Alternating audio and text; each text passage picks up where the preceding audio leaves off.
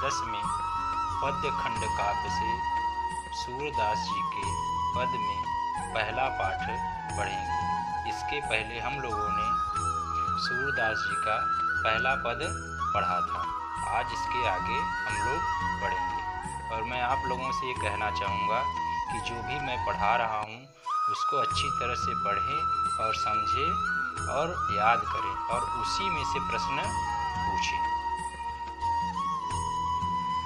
मैं राकेश सिंह, पश्चिम वाहिनी Shri Krishna inter college बसगोती मैया, जनपद भदोही से कक्षा 10 हिंदी पद्य खंड काव्य पाठ 1 सूरदास के पद पढ़ाऊँगा। इसके पहले हम लोगों ने पहला पद पढ़ा था। आज हम लोग दूसरा पद पढ़ेंगे।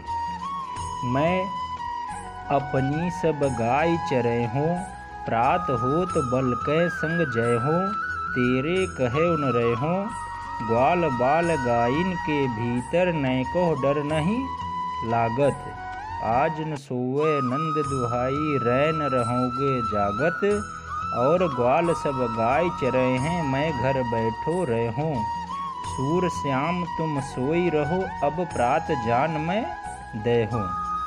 तो किसी भी पद को पढ़ने से और समझने से पहले हम लोगों को उसमें जो कठिन शब्द है उसको समझ लेना चाहिए। जब कठिन शब्द समझ लेंगे तो पद के अर्थ को समझने में ज़्यादा परेशानी नहीं होगी। तो इसमें मुख्य रूप से कठिन शब्द है जैसे जय हो मतलब जाऊंगा, गाइन मतलब गायों के, नैको मतलब थोड़ा, सोई रहो मतलब सो जाओ, जान मैं दहूँ मैं जाने दूंगी। तो संदर्भ है प्रस्तुत पद्यांश हमारी पाठ्य पुस्तक हिंदी के काव्य खंड में काव्य से सूरदास द्वारा रचित सूर सागर ग्रंथ से शीर्षक से लिया गया है। अब देखिए काव्य में पद्य में पंक्तियों में क्या समझाया गया है उसी विषय में प्रसंग लिखा जाता है। तो प्रस्तुत पंक्तियों में देखिए इस पद में बालक श्री कृष्ण की माता यशोदा से किए जा रहे स्वाभाविक बाल हट का वर्णन किया जा रहा है। जैसे छोटा बालक है और वह किसी कार्य को करने के लिए अपने माता से हट करता है, वही यहाँ पर श्री कृष्ण भगवान माता यशोदा से हट कर रहे हैं गायों को चराने के लिए।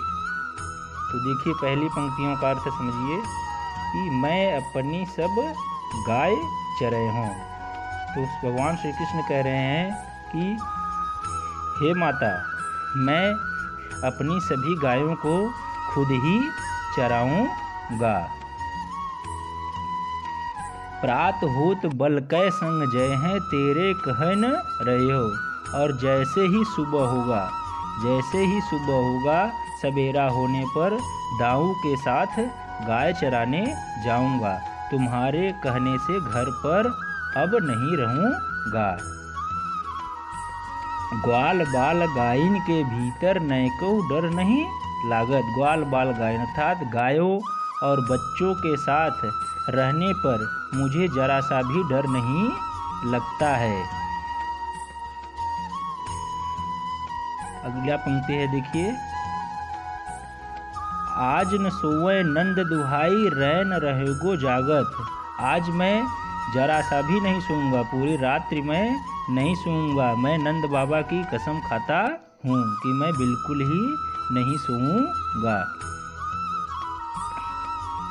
रैन रहेगो जागत पूरी रात जागूंगा, और ग्वाल सब गाय चरे हैं मैं घर बैठो रहे, मैं घर पर नहीं बैठ सकता, और ग्वाल सब गाय चरे हैं मैं घर बैठो रहे हूँ, सूर श्याम तुम सोए रहे हो अब प्रात जान मैं दे हूँ।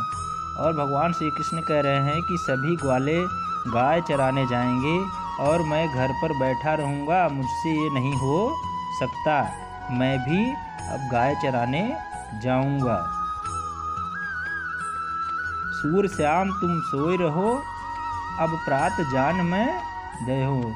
सूरदास जी कहते हैं कि यशोदा माता बोलती हैं कि हे पुत्र, तुम रुक जाओ, सो जाओ, मैं तुम्हें सुबह जाने दूंगी। अब इन पंक्तियों में देखिए काव्यगत सौंदर्य। काव्यगत सौंदर्य का मतलब होता है कि पंक्तियों में क्या सुंदरता है, कौन सी भाषा का प्रयोग हुआ है, शैली क्या है, रस कौन सा है। तो इसमें देखिए इस पद में श्री कृष्ण के बाल लीला का वर्णन किया गया है। भाषा है ब्रज, शैली है मुक्तक और रस है वात्सल। वात्सल रस जब बच्चों के लिए कोई पद गाया जाता है तो उसमें वात्सल रस होता है। गुण है माधुर्य, अलंकार अनुप्रास और छंद गेय पद, अर्थात इसे गाकर भी सुनाया जा सकता है। अब दूसरा देखिए, सखीरी मुरली लीजो चोरी, जिन गोपाल कीन्हो अपने बस, प्रीति सबनी की तोरी, जिन एक घर भीतर निसबासर, धरत न कबहु छोरी, कबहू कर कबहू अधरन कटि कबहू खोसत जोरी, न जानो कछु मेल मोहिनी, राखे अंग अंग भोरी, सूरदास प्रभु को मन सजने बंध्यो राग की डोरी। इसमें देखिए इन पंक्तियों में कठिन शब्द कौन से हैं। छिनिक, छिनिक मतलब एक क्षण, निस, निस मतलब बासर समय रात दिन, कर, कर माने हाथ, और कटी, कटी मतलब कमर, मोहनी, मोहनी मतलब जादू डाल कर, और भोर, भोर मतलब भुलावा, राग, राग मतलब प्रेम। अब संदर्भ देखिए, संदर्भ है इसमें पूर्वत। पूर्वत का मतलब होता है कि अगर एक ही कवि की पंक्तियां हैं तो जो सबसे पहला संदर्भ बनता है वही हर पंक्तियों में संदर्भ चलता रहता है। अब देखिए प्रसंग, प्रसंग इन पंक्तियों में क्या कहा गया है कि इस पद में सूरदास जी ने बंसी के प्रति गोपियों के ईर्षा भाव को व्यक्त किया है। जो गोपियां हैं वह भगवान श्री कृष्ण की जो बंसी है उससे बहुत ही ईर्ष्या करती है।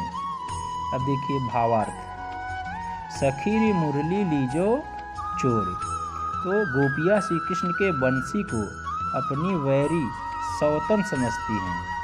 एक गोपी दूसरी गोपी से कहती है कि हे सखी, अब हमें श्री कृष्ण की बंसी चुरानी होगी।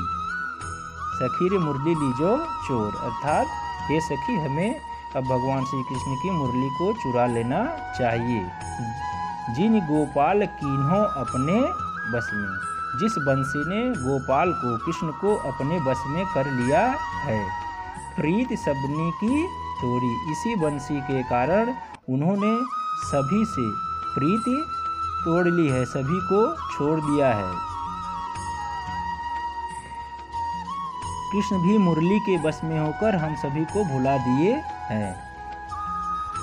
आगे देखिए, छिन इक घर भीतर निसबासर, धरत न कबहू छोर, अर्थात कृष्ण घर के बाहर हो या भीतर कभी भी वंशी को नहीं छोड़ते। कभी वंशी को हाथ में लेते हैं, कभी अधरों को लगाते हैं, तो कभी कमर में खोस लेते हैं। देखिए इन पंक्तियों में है कि कबहु कर, कबहु कर मतलब हाथ, कबहु अधरान, अधरान मतलब होठ, कट, कट मतलब कमर, कबहु खोसत जोर, और कभी अपने कमर में खोस लेते हैं। ना जानो कछुमेल मोहिनी, राखे अंग अंग भोर, ना जानो कछु मेल मोहिनी। यहाँ देखिए इस प्रकार वे बंसी को कभी भी अपने से अलग नहीं करते। समझ में नहीं आ रहा है कि बंसी ने उन्हें कौन सी मोहिनी मंत्र दे दिया है। इन पंक्तियों का अर्थ देखिए कि कबहू ना जानो कछु मेल मोहिनी, कौन सी मोहिनी कर दिया है कि जो वे अपने अंग से जरा सा भी बंसी को अलग नहीं करते हैं। सूरदास प्रभु को मन सजनी बंध्यो राग की डोर। सूरदास जी कहते हैं कि गोपी कह रही हैं कि हे सजनी, इस वंशी ने श्री कृष्ण का मन प्रेम की डोरी से बांधकर कैद कर लिया है। कहने का मतलब है कि इन पंक्तियों में ये समझाया गया है कि गोपियाँ भगवान श्री कृष्ण के वंशी से परेशान हो गई हैं, क्योंकि भगवान श्री कृष्ण अपने मुरली को ही हमेशा लिए रहते हैं, अपने अधरों पे रखते हैं, अपने कमर में खोस लेते हैं, उसी के बस में रहते हैं और गोपियों की तरफ जरा सा भी ध्यान नहीं देते हैं। अब आगे देखिए काव्यगत सौंदर्य। इस पद में गोपियों द्वारा श्री कृष्ण के वंशी के प्रति ईर्ष्या व्यक्त की गई है। भाषा ब्रज है, शैली मुक्तक है, रस श्रृंगार, गुण माधुर्य, अलंकार पुनरुक्ति प्रकाश, रूपक अनुप्रास और छंद है गेय। गेय मतलब जिसे हम जिस कविता को जिस पद्य को गाकर सुना सकते हैं उसे गेय पद कहते हैं। तो आज बस इतना ही, और मैं आप लोगों से फिर से अनुरोध करना चाहूँगा कि आप लोग इस वीडियो को ज़्यादा से ज़्यादा लाइक करें, सब्सक्राइब करें और दूसरों के पास भी पहुँचाएं जिससे वे इसका लाभ ले सकें।